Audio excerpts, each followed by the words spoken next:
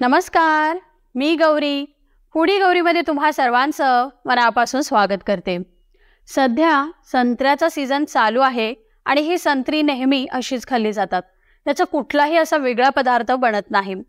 पण आज आपण नागपूरची फेमस अशी संत्रा बर्फी बनवणार आहोत. इथे मी बराच रिसर्च केल्यानंतर परफेक्ट अशी ही संत्रा बर्फी तयार झालेली आहे. यानी याची चव आणि टेक्स्चर इतकं अप्रतिम आहे की याची चव जिभेवरती बराच वेळ रेंगाळत राहते आणि एक बर्फी खाऊन आपलं मन भरत नाही. इथे मी संत्री विकत घेताना काय काळजी घेतली पाहिजे आणि याच्या बिया, याची साल पटकन कशी वेगळी करायची यासाठी काही टिप्स शेअर केलेल्या आहेत. तर अशी ही माउथ वॉटरिंग संत्रा बर्फी कशी बनवायची यासाठी हा व्हिडिओ शेवटपर्यंत नक्की पहा. आणि हो, तुम्ही जर फूडी गौरी या चॅनलला नवीन असाल तर सबस्क्राईब करायला विसरू नका. तर लगेचच आपण रेसिपीला सुरुवात करूयात.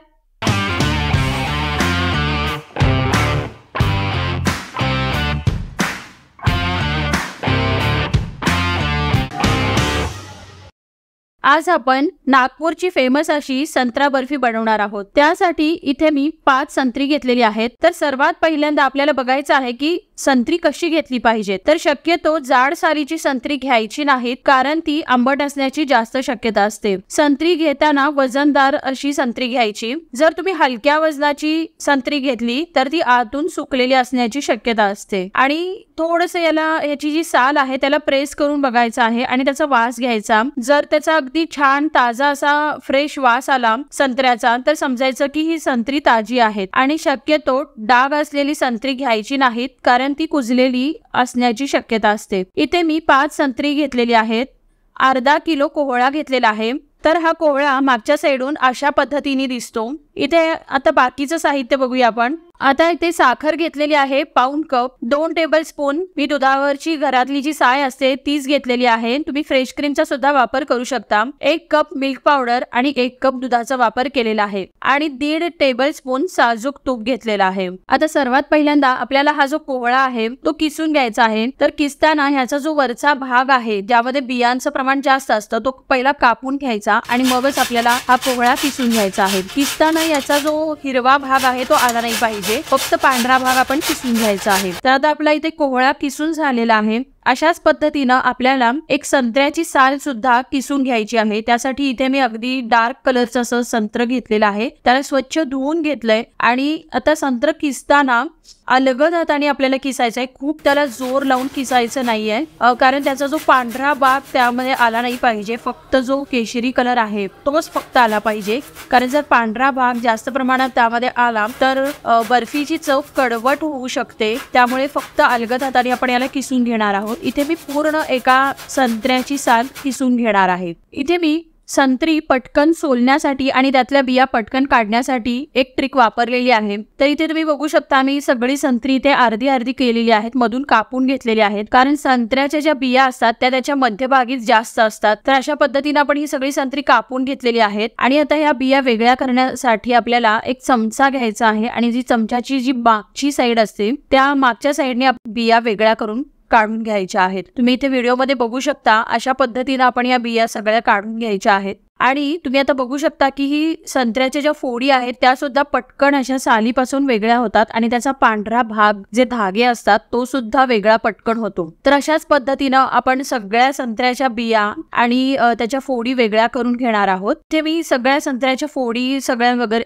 बिया काढून झालेल्या आहेत. आता जी तुम्हाला जी इथे जे संत्र्यावरती जी पांढरी अशी साल दिसते एक, ती सुद्धा आपल्याला काढायची आहे, कारण त्यामुळे सुद्धा थोडासा कडवटपणा येऊ शकतो बर्फीला. तर ती आपण काढून घेणार आहोत. आणि ज्या काही थोड्याफार छोट्या छोट्याशा ज्या बिया बघा अशा पद्धतीच्या पण असू शकतात त्या आपण काढून घेणार आहोत. आता इथे माझ्या सगळ्या संत्र्यांच्या साली आणि बिया काढून झालेल्या आहेत. व्यवस्थित असा आपला हा फक्त संत्र्याचा गर किंवा पल्प ते आपला तयार झालेला आहे. आता हा जो संत्र्याचा गर आहे एक अर्ध्या मिनिटांसाठी आपण याला परतून घ्यायचं आहे।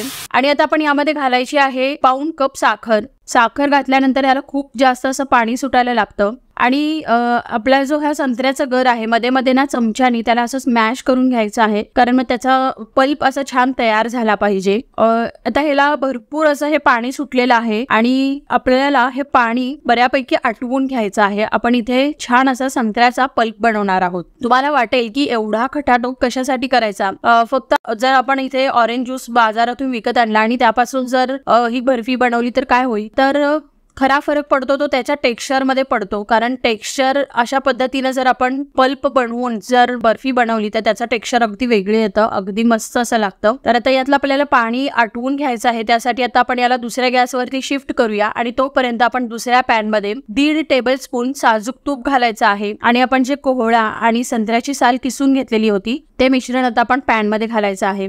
त्याच्यामध्ये पाण्याचा अंश भरपूर प्रमाणात असतो, त्यामुळे आपण आता हे मिश्रण साधारण एक 5 मिनिटं तरी चांगलं परतून घ्यायचं आहे। यातलं जे पाणी आहे ते आपण याला आटवून घ्यायचं आहे। तर आता तुम्ही बघू शकता यातलं पाणी बऱ्यापैकी आटलेलं आहे। आता आपण यामध्ये 2 टेबलस्पून फ्रेश क्रीम घालायची आहे।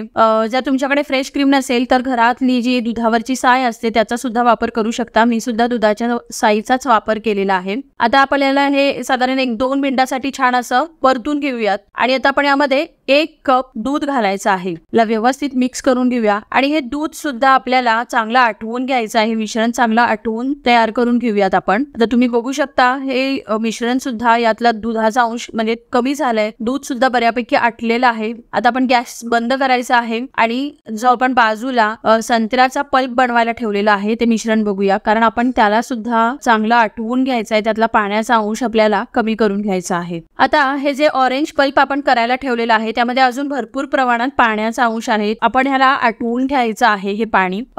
इथे गॅसची फ्लेम मोठी करायची आणि हे पाणी आटवायचं आहे। मध्ये मध्ये आपण याला चमच्याच्या सहाय्याने प्रेस करायचं आहे जेणेकरून हा पल्प व्यवस्थित तयार होईल। आता ह्या जो पल्प आहे आणि व्यवस्थित असा ऑरेंज म्हणजे संत्र्याच्या बर्फीला असा छान असा ऑरेंज कलर येत नाही, म्हणून मी फूड कलरचा वापर केलेला आहे। अगदी 2 चिमट फूड कलर घेतलाय आणि त्याला पाण्यामध्ये भिजत ठेवून आणि हे पाणी मी आता ऑरेंज पल्प आहे त्यामध्ये घालायचं आहे आपल्याला आणि याला मिक्स करून घ्यायचं आहे। इथे फूड कलर घालणं हे टोटली ऑप्शनल आहे, तुम्ही याचा वापर केला नाही तरी चालेल। फक्त व्हिडिओमध्ये छान दिसावं, आकर्षक दिसावं म्हणून मी फूड कलरचा वापर केलेला आहे। त्याला मिक्स करून घ्यायचं आहे आणि आपण यातलं पाणी पुन्हा आटवून घ्यायचं आहे। साधारण एक 7 ते 8 मिनिटं आपण अजून याला हलवून घ्यायचं आहे। एक 7 ते 8 मिनिटं झालेली आहेत आणि आता हे जे मिश्रण आहे आपलं ते चांगलं घट्ट व्हायला लागलेलं आहे। आता ह्याच मिश्रणामध्ये आपल्याला जे कोहळा, संत्र्याची साल, दूध आणि जी साय वापरली होती त्याचं जे मिश्रण आपण घट्ट करून घेतलं होतं ते घालूयात आणि हे दोन्ही मिश्रण आता एकजीव करून घ्यायचे आहेत। एकत्र आपल्याला हलवून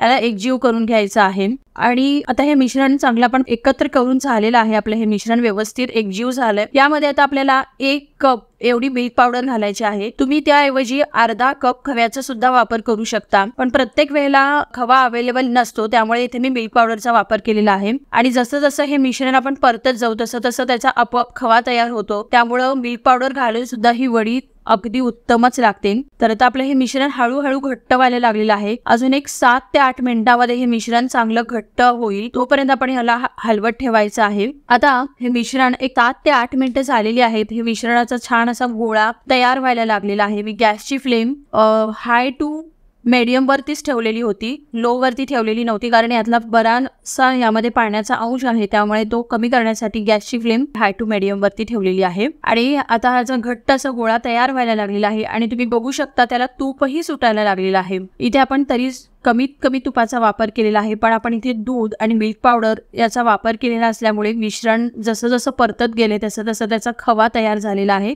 आणि तो खव्याचं जे तूप आपोआप जे रिलीज होतं ते झालेलं आहे। तर आता आपला मस्त असा गोळा तयार झालाय। आता गॅसची फ्लेम बंद करायची आहे आणि तोपर्यंत बाजूला एक थाळी किंवा एखादा ताट किंवा मी इथे ट्रेचा वापर केलेला आहे ते तयार ठेवायचं आहे। त्याला तूप लावून व्यवस्थित ग्रीस करून घ्यायचं आहे। मी इथे एक ट्रे घेतलाय, त्याला बेकिंग पेपर लावलेला आहे आणि त्याच्यावरती आता तूप घालायचं आणि ह्या ज्या ट्रेच्या कडा आहेत त्याला व्यवस्थित तुपाने ग्रीस करून घ्यायचं आहे।